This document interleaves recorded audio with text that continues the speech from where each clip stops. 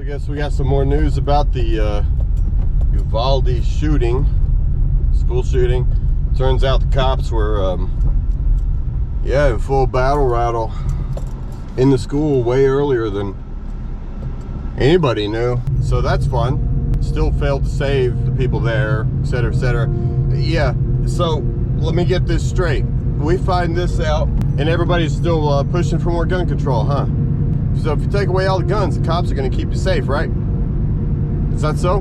Did they keep those kids safe? Because they were in the hallway with multiple ballistic shields, AR-15s, you know, man, they had some serious freaking hardware. Blade carriers, helmets, the works, man. So they're going to keep you safe, huh? They couldn't even keep the kids safe. They were right next door.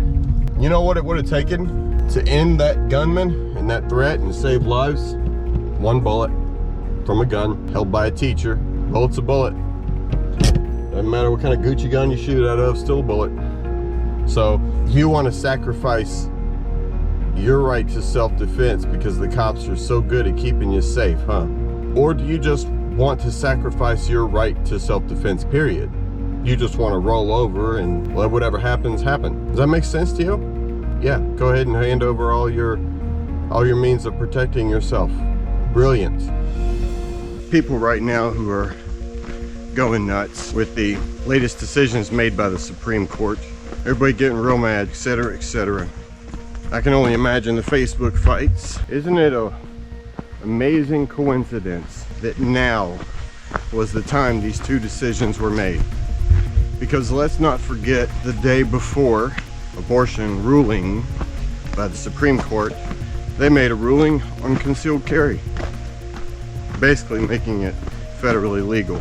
I need you to really take a step back and look at this objectively and see what's really happening. It seems like a mighty huge coincidence to me that now, when we're most divided as a nation, now they choose to do something, two things actually, extremely controversial. Don't you think that's kind of strange?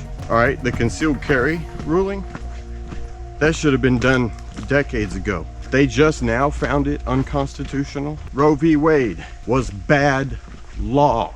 It was destined to be overturned, but it had not been overturned yet. What new piece of information came forward? Ask yourself this. What new piece of information came forward now about the Constitution that the Supreme Court decided to return the power back to the states? There's no new insight. There's no new thing we found about the Constitution. We know the same thing as we did when Roe v. Wade was ruled on the first time. 30-something years later, why now? Ask yourself, why now? Do you think perhaps they've gone for broke? That they've literally broken the country? And they know a lot of people and a lot of Democrats, a lot of moderates even, will not be voting for them in the midterms. In order to win back those moderates, in order to get them to vote for Democrats, what's the hot button issue that they'll vote Democrat for even if they don't like the candidate? Can you think of a hot button issue? That's right. This entire situation was ammunition for them. Now that they've used it, that tells me that they're going for broke on this.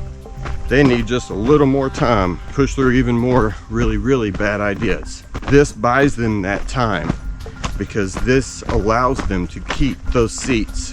Because no matter what you think about Biden, Pelosi, Democrats in general, if you're a moderate and you think that the government has just outlawed abortion and the other party, the Democratic Party, is screaming pro-abortion, that's going to make you vote Democrat, isn't it?